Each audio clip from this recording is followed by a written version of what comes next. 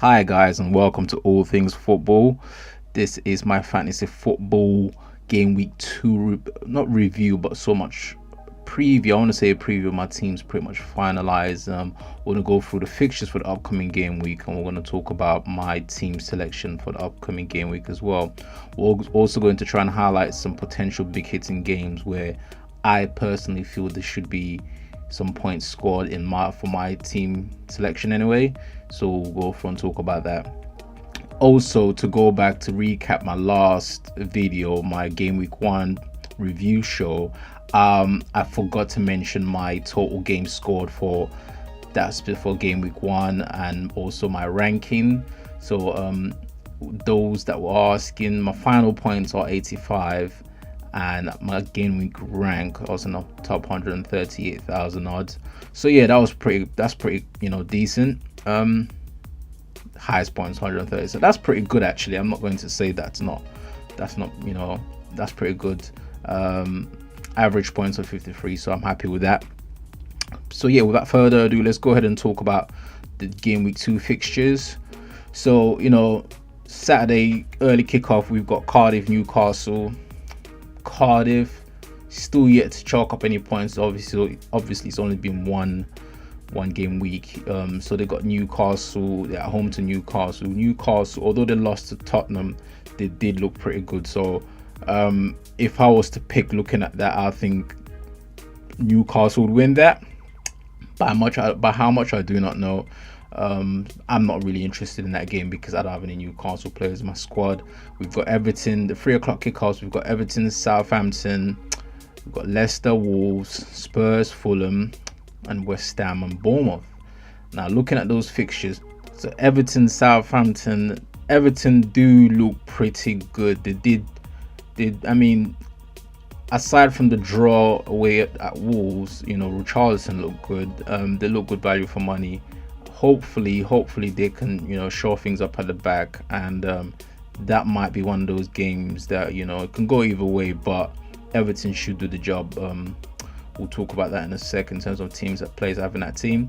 We've got Leicester and Wolves. Leicester did pretty well at Man United, to be honest. They were unfortunate to leave there with a loss, but they got a home game with Wolves. Wolves also looked really good last week with Neves. I think I'm saying his name right. He scored and assisted a goal.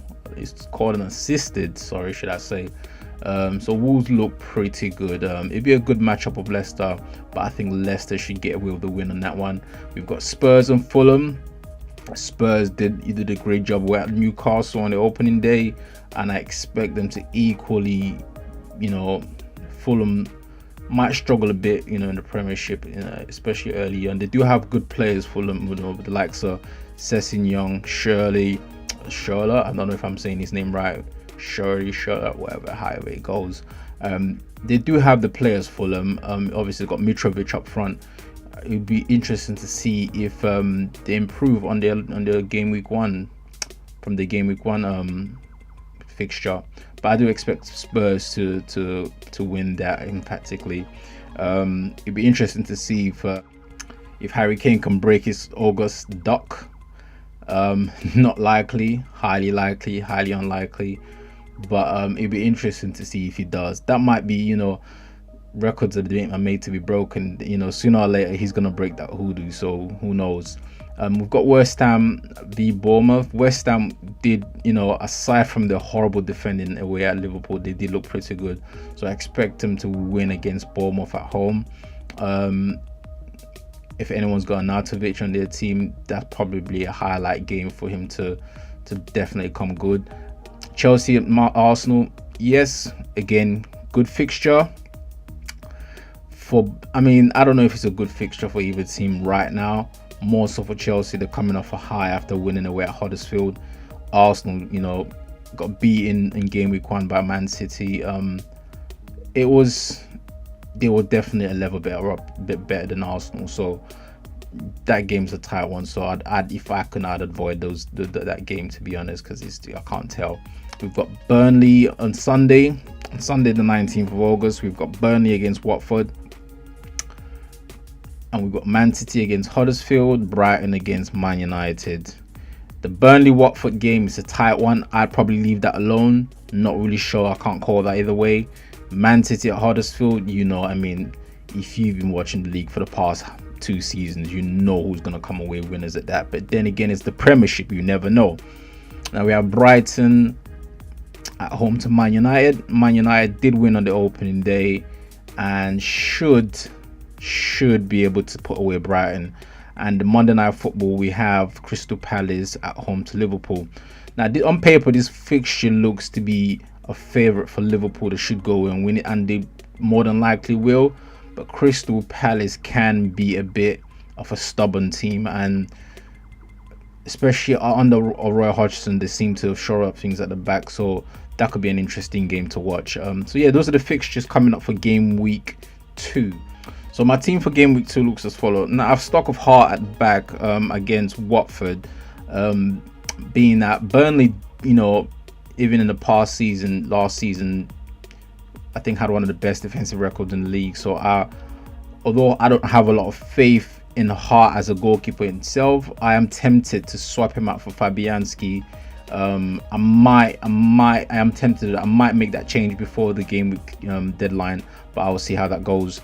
So I've Stock of Heart at the back. I've stuck with my 3 again this time round with Robertson, Mendy, and Bennett. I've taken Wan-Bissaka out because of the game against Liverpool, the game they've got against Liverpool. I just can't call it either way. It could be a 0-0 game. You never know. With a team like Crystal Palace. Hopefully not, but just to be on the safe side, I've gone with Bennett at Wolves, and also that could be a potential, point leaker there. So I'm not really sure with that one.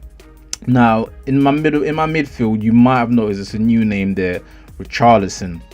Now luckily, I know that Richarlison has indeed gone up in price. I made the switch just before he went up in price, so luckily for me, I did not lose out on the value, and I have gained on in that front. So Richarlison going up 0.1 over the last 24 hours or so. I'm recording this on a Wednesday, by the way, so the price as it stands for Richarlison, I believe, is 6. Let's have a quick look. The price for Richarlison starts 6.6. So if you did manage to get him at 6.5, you could be kicking yourself if you really want to get him in.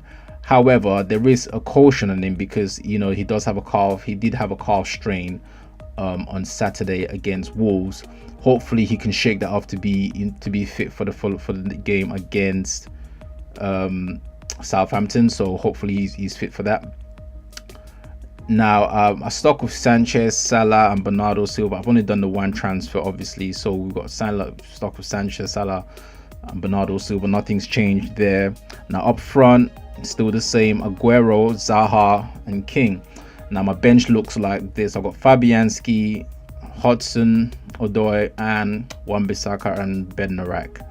So yeah, that's kind of how my team selection is looking, and more than likely will stay the same. The only thing I am contemplating of changing are the goalkeepers.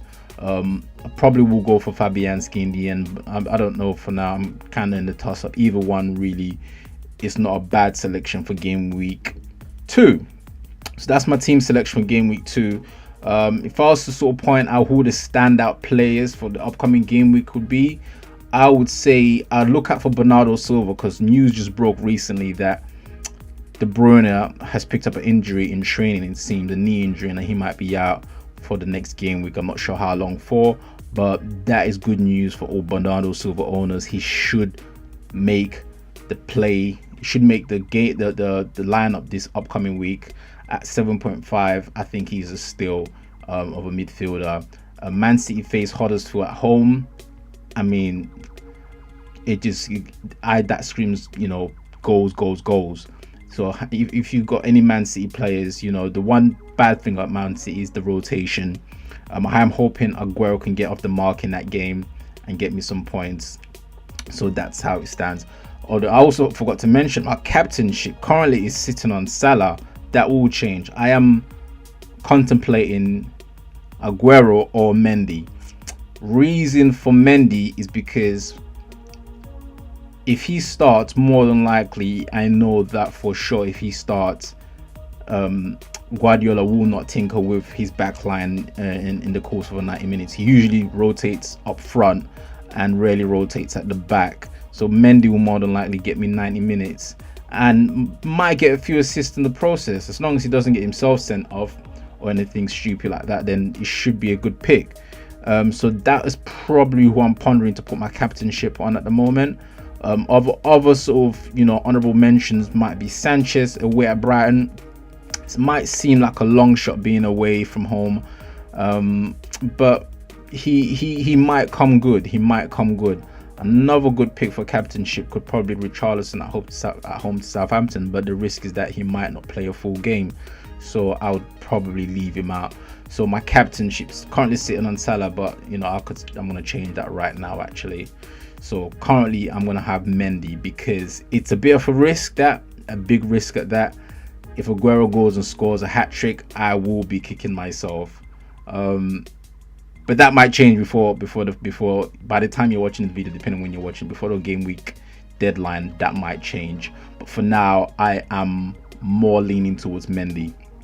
Well, guys, thanks for watching this week's fantasy football review, game week 2 review. And if you're new here, please subscribe to the channel. I'm trying to build this up. It's going to take me a little while, but if you like the content, I'm going to try and keep it frequent, and leave any comments below on what you like, what you don't like, what I could improve on, what I could talk about, and I'll try and implement those. I definitely read the comments. So thanks for watching again, and I'll see you guys in the next one. Peace.